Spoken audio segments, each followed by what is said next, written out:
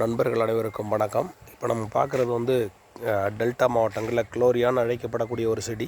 இது ஆட்டுக்கு தீவனமாக பயன்படுத்துகிறாங்க. மேலும் கிராமப்புறங்களில் அது வேலி உபயோகத்துக்கும் பயன்படுத்தப்படுது. இது வந்து பசுந்தன்மை கூடுதலாக இருக்கிறதுனால அப்போ அப்படியே பறிச்சு நம்ம மாட்டுக்கு போடக்கூடாது.